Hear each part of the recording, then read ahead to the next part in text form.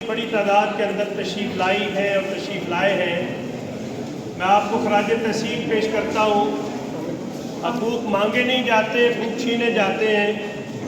आज पंजाब के हुक्मरानों ने असातिज़ा के हकूक़ पर डाका डालने की कोशिश की है। रबीउल अव्वल का महीना है। आमिना के लाल फरमाते हैं कि मुझे मुअल्लम बनाकर भेजा गया।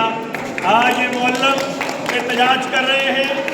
तीसरा चौथा दिन है, इंतज़ामिया के कान पर यूं तक नहीं निकली। एहतजाज का दायरा फैल रहा है, एहतजाज का दायरा बढ़ रहा है। और मैं असातिज़ा के उस नुमाइंदे की तारीफ़ करता हूँ कि अगर कुर्बानी देनी है तो जजेस से शुरू की जाए, ब्यूरोक्रेसी से शुरू की जाए, इदारों से शुरू की जाए। आप सिर्फ असातिज़ा से क्यों मांगते हैं? ये जितने भी ब्यूरोक्रेट हैं, ये जितने जजेस हैं, ये जितने जर्नल हैं, ये किसी उस्ताद के शागिर्द हैं। उस्ताद उसको बाप का दर्जा दिया गया है। मैं समझता हूँ कि आज इतने दिन से एहतजाज हो रहे, टीचर्स की क़यादत को पाबंद सिलसिल किया गया, जेलों के अंदर डाला गया, लेकिन वो हिम्मत के कोई गरा बनकर खड़े रहे। जजेस ने उनको रिहा किया है। मैं समझता हूँ हुक्मरानों को अक्ल के नाखून लेने चाहिए। इक़्तिदार के नशे में मदहोश होने की बजाय होश में आना चाहिए। आज अगर बारिश के अंदर हमारी बहनें और बेटियाँ एहतजाज कर रही हैं, हमारे भाई एहतजाज कर रहे हैं, तो सच्ची बात यह है कि कहाँ का कानून है? जंगलों का भी कोई कानून होता है। जिस मुआहदे के तहत आपने असातिज़ा को भर्ती किया है, उसी असूल के साथ आप इनको बावकार तरीके से रुखसत करें। आप कहते हैं कि कुर्बानी दें, नीचे से कुर्बानी दें। कुर्बानी का आगाज़ होगा, ऊपर से होगा, बड़ी तोंदों वालों से होगा, ब्यूरोक्रेसी से होगा, जजेस और जजेलों से होगा। वो एक बात बताई जाती है तमसील के अंदाज में। मुझे अहमद सुल्तान साहब कह रहे थे, शायद आपका मनसब ना हो, फिर भी ये बात मौके मालिक के मुनासिब आप जरूर सुनाएं। जंगल के अंदर कैद पड़ गया, शेर ने बकरी को बुलाया, एक आध और कमजोर जानवर को बुलाया और कहा कि कैद पड़ गया है, कुर्बानी देने की ज़रूरत है, आप कुर्बानी दें।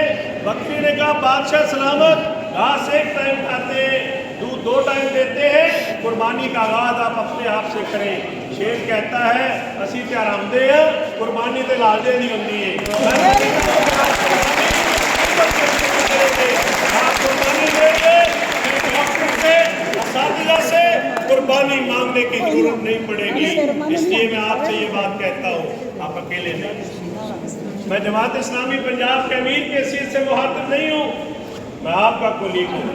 1986 के अंदर चलाया, आज भी हम तालीमी इदारे चला रहे हैं, बड़े पैमाने पर चला रहे हैं। और मेरे दोनों चचा, दोनों हेड मास्टर रहे। इसलिए मैं समझता हूँ कि हुकूमत इस तहरीक की शिद्दत को समझे। इनका ख्याल ये है कि ये पुरअमन बेटियाँ आएंगी, ये पुरअमन असातिज़ा आएंगे, नहीं। एहतजाज का दायरा बढ़ेगा, हमारे बच्चे हमारे साथ, हमारे हम एक चौक और चौराहे को फिर बंद करेंगे। लेकिन मैं समझता हूँ ये भी आपकी जीत है। आप इतनी बड़ी तादाद के अंदर जमा हैं, इंतज़ामिया को यकीन है ये असातिज़ा है, ये मुअल्लिम इंसानियत के मनसब वो जो आप रासद उसके वारिस हैं। आपके गिर्द कोई बड़ी फोर्स इन्होंने इकट्ठी नहीं की। किसी और जमात का मुजाहरा होता 50-60 लोग होते, उससे कई गुना ज़्यादा पुलिस होती। लेकिन जहाँ ये आप कहने बनते हैं, वहाँ इदारों से ये बात कहते हैं कि इस पुरअमन एहतजाज पर इसको समझे।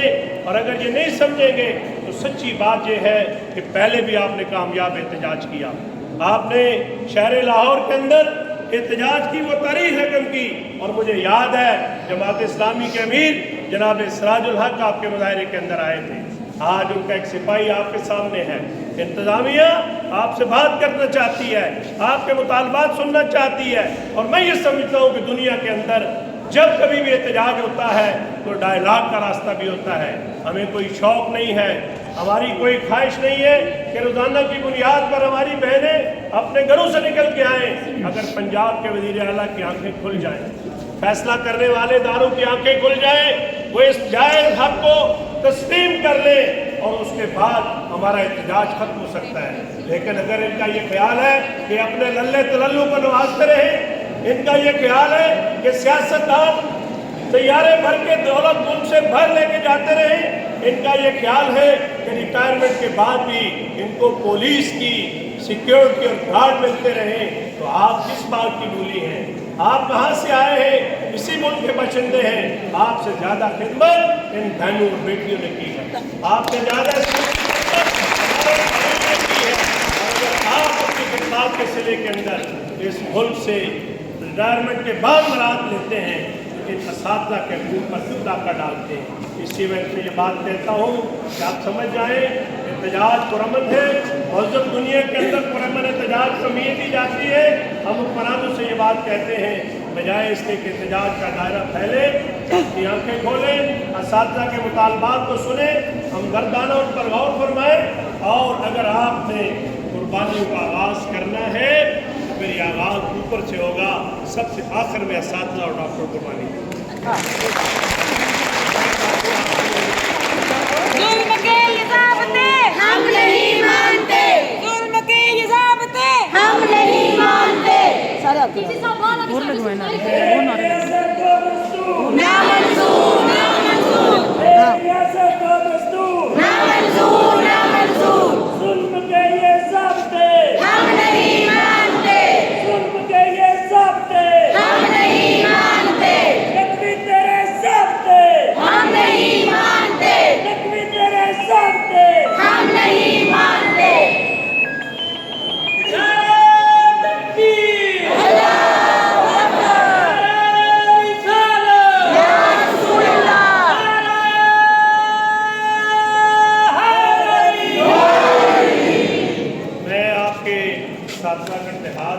مبارکباد دیتا ہوں اور اس دعا کے ساتھ کہ اللہ تعالیٰ آپ کو اسی طرح اتفاق اور اتحاد سے رکھے. آپ اپنے مطالبات کے لیے ڈٹے رہیں، اپنے مطالبات کے لیے ہر قربانی کا عزم کر لیں.